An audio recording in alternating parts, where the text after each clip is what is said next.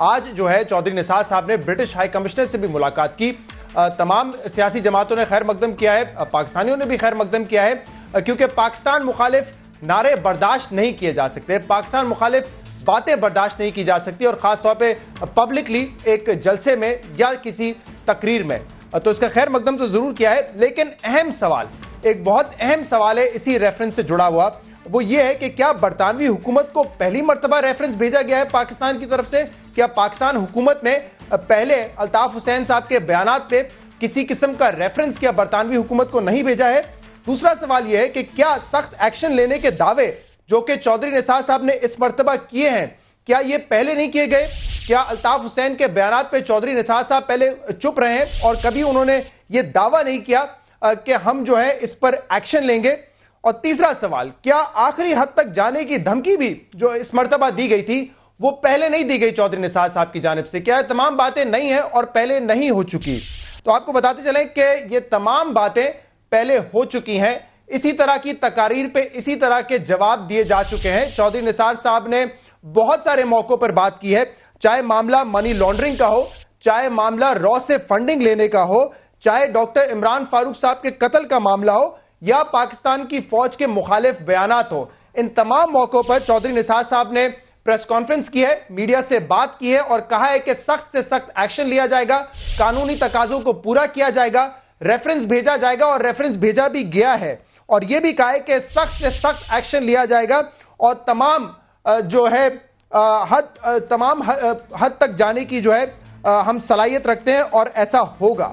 کیا کہتے آئے ہیں چودھری نثار صاحب ماضی میں اپنے بیانات میں, ذرا سنیے. جو انہوں نے ہندوستان کو دعوت دی ہے, جو انہوں نے نیٹو فورسز کراچی میں پوزیشن کرنے کی بات کی ہے, جو انہوں نے افواج پاکستان کو بدترین الزامات, جھوٹے الزامات, بلا جواز الزامات لگائے ہیں, this amounts to waging war against the state of Pakistan.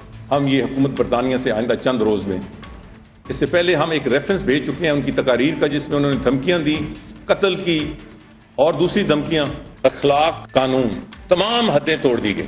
اہم ترین اداروں کے سربراہان کو بلا کر نام لے کر کہا گیا, ان کو کی موت مرنے کی دھمکی دی گئی. فوج پر تنزیہ نظمیں پڑھی گئیں جو میں آپ کے سامنے دوہرا نہیں سکتا. نشانہ پاکستان فوج بنی.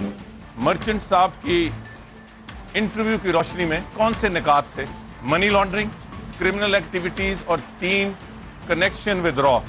اس پہ ایف آئی اے کی ایک کمیٹی کانسٹیٹیوٹ ہو چکی ہے. یہ بھی فیصلہ 2 ہفتوں کے اندر کیا جائے گا کہ ہم حکومت برطانیہ سے باقاعدہ طور پر ریکویسٹ کریں فار لیگل اسسٹنس. جیسے میں نے پہلے کہا, ہمیں تشویش ہے, وہاں حکومت پاکستان اور پاکستان کے عوام اس معاملے میں بہت کمیٹڈ ہیں کہ جو حقائق اس ڈاکیومنٹری میں بیان کیے گئے ان کی رسائی تک حکومت پاکستان نے آخری دم تک جانا ہے, آخری حد تک جانا ہے. الطاف حسین صاحب کی تقاریر, لوگوں کو جو قتل کی اور دوسری دھمکیاں دی, ہمارے اداروں کی تذییق کی, اس حوالے سے ایک ریفرنس تھا, ایک لیٹر تھا. اب ہم ایک تیار کر رہے ہیں قانونی ریفرنس.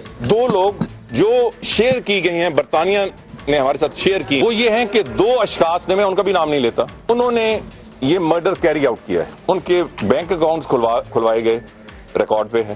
لاکھوں پیسے ڈلوائے گئے, ریکارڈ پہ ہے. پیسے کہاں سے آئے, ریکارڈ پہ ہے.